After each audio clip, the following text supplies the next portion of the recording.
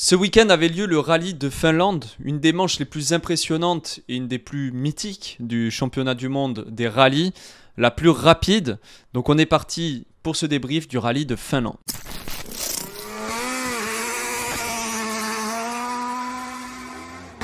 Bonjour à tous, c'est NFG, j'espère que vous allez bien.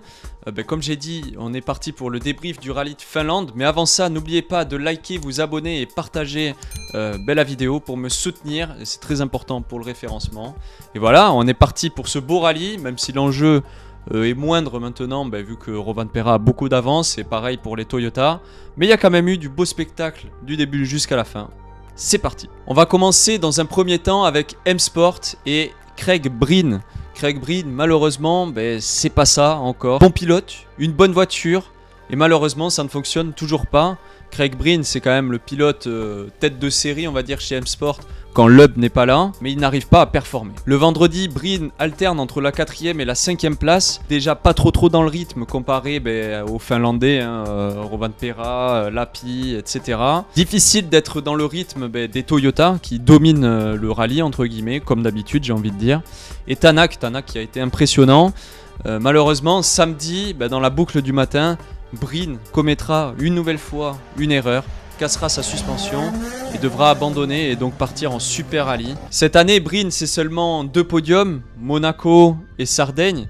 Alors c'était des belles performances, ça a laissé présager, on va dire, une belle saison, franchement. Comme j'ai dit au début, un bon pilote, une bonne voiture, on a vu que ça pouvait marcher. Mais malheureusement, c'est que 64 points au classement général, avec une 6e place. Derrière des Toyota, 3 Toyota et 2 Hyundai. Et malheureusement, c'est aussi en 8 manches, 4 abandons en Super Rally. Donc voilà, c'est vraiment un manque de régularité. Pourtant, en début de saison, comme je disais, ça avait l'air plutôt prometteur. Mais malheureusement, voilà, c'est plutôt décevant. Et au final, dans ce rallye de Finlande, comme j'ai dit, il est en Super Rally. Et le seul qui ramènera des points, c'est Gus Greenpeace avec une 7e place. On reste chez M-Sport. Nos Français, Loubet et Fourmeau, auront été en difficulté tout ce rallye. On va commencer avec Fourmeau. Fourmeau qui, lui, casse sa direction assistée dès le début du rallye. Ça le mettra en difficulté et il perdra énormément de temps sur cette casse mécanique. Donc il est largué, il marque même pas de points. Il finit 19e au général. Loubet, lui, réalise pour le coup un beau rallye. C'est sa première participation en Finlande au plus haut niveau. Il était 8e pendant tout le rallye. Voilà, il n'avait pas la vitesse. Mais voilà, il avait la régularité. Il a été propre. Il est arrivé quasiment jusqu'au bout. J'allais dire, il est arrivé jusqu'au bout du rallye. Mais non, quasiment. Pas de chance avant le départ de la Power Stage. Problème mécanique sur sa Ford Puma. Malheureusement, il ne peut pas partir et prendre le départ de la Power Stage. Donc c'est un abandon. Pas de chance une nouvelle fois pour Pierre-Louis Loubet, il n'aura pas été épargné cette année par les problèmes mécaniques et les mésaventures, mais voilà. Maintenant, on va parler des Toyota, les Toyota qui sont toujours irréprochables, voilà, il y en a 3 qui finissent dans les 4 premiers rangs, mais voilà, on va plutôt parler particulièrement de Rovanperä. Déjà, depuis l'Estonie, on sait qu'il est champion, quasiment, c'est pas mathématiquement fait, mais c'est plus qu'une question de savoir quand il va être champion, et voilà, et malgré ça, il a été ouvreur donc sur ce rallye de Finlande, il aurait été un petit peu en difficulté, il est 4e à la fin de la première vraie journée. Et donc le deuxième jour, donc le samedi, où il n'est plus ouvreur, il passe en mode attaque et passe devant Lappi, Evans, qui ont été vraiment très bons eux aussi, qui ont essayé de batailler avec Tanak. Rovanperä est 2e à la fin du samedi, à moins de 9 secondes du coup de Ott Tanak. Et le dernier jour il continue, il passe à l'attaque. Ott Tanak lui répond, donc c'est du coude à coude, ils font même 2 spéciales avec le même temps. Donc c'est pour vous dire, ça allait très vite, je pense que les deux étaient quasiment sur la limite. Finalement, Rovanperä n'arrivera pas à battre Tanak, mais prendra quand même les 5 points de la Power Stage. Et franchement, je sais pas si vous vous rendez compte, mais le gars il a 21 ans, quasi champion du monde, mais c'est pas fait, c'est toujours pas fait. Mais attends, t'as 21 ans, tu peux être champion du monde, t'assures, tu fais un maximum, tu prends pas le risque en plus sur ton rallye à domicile de tout foirer. Mais non, le mec il va chercher la Power Stage, il va chercher la seconde place derrière un Tanak qui a été monstrueux tout le rallye. Franchement, je sais pas si vous vous rendez compte les gars, mais la performance de Rovanperä à seulement 21 ans et avec une maturité, parce qu'il y a juste à voir ses interviews, le gars il est serein franchement. Moi je trouve ça exceptionnel, je sais pas ce que vous en pensez. Dites-moi dans les commentaires ce que vous pensez de l'année de Rovanperä. C'est d'ailleurs le meilleur performeur du rallye, c'est même pas Ott Tanak, c'est bien Rovanperä le meilleur performeur avec 9 scratchs. Et enfin on va parler aussi quand même de Lappi, Evans et Katsuta. La pique a été très bon, lui qui partage sa voiture avec Sébastien Ogier la moitié de l'année. Il aurait été quasiment tout le rallye deuxième derrière Tanak. Finalement, il se fera rattraper par Rovanperä. Et la dernière journée, il fera un tonneau juste avant la Power Stage. Il arrivera à finir le rallye, il perdra pas mal de temps sur ça. Mais franchement, très belle prestation du Finlandais. Et en même temps, c'est sur ses terres. Evans, c'est pareil, il a été dans le rythme, très rapide aussi tout le rallye. Malheureusement, il cassera la suspension à un moment donné.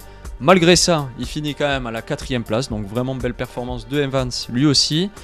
Franchement, on peut pas enlever ça aussi à Rovanperä, c'est qu'il a des alliés entre guillemets qui sont aussi performants et qui viennent gêner les M-Sport et les Hyundai. Et enfin Katsuta qui lui aura, qui est moins rapide, hein, ça on le sait, il est moins rapide que ses coéquipiers, mais il aura été régulier, il accrochera la 6e place du rallye.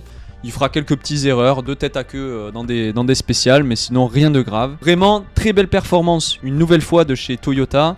Et ça, on peut pas le nier, comparé à Hyundai ou à M-Sport. Toyota, c'est toujours dans le coup, peu importe le pilote, ça marche du feu de Dieu. Dernier point de ce rallye, on va parler de Hyundai et de Ott Tanak.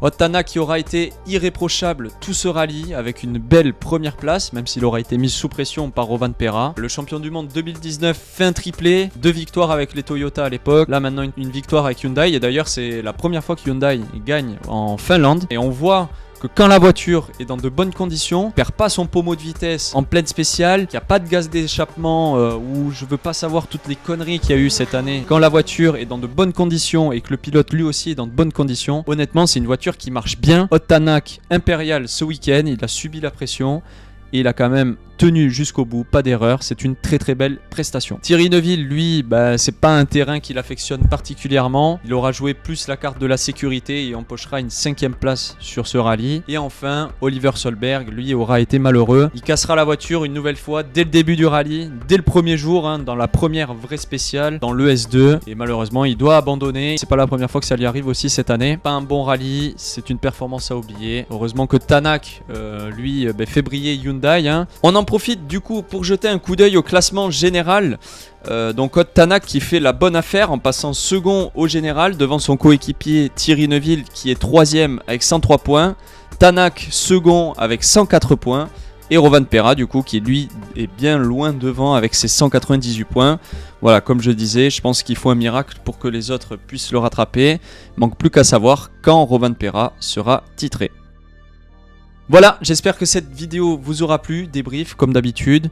N'oubliez pas, comme j'ai dit en début de vidéo, de liker, de vous abonner, partager la vidéo pour m'aider, hein, si évidemment le contenu vous plaît.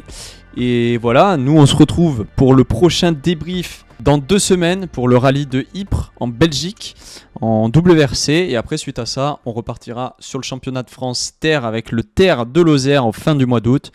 Donc voilà, j'espère que la vidéo vous aura plu. Et moi je vous dis à la prochaine. Ciao!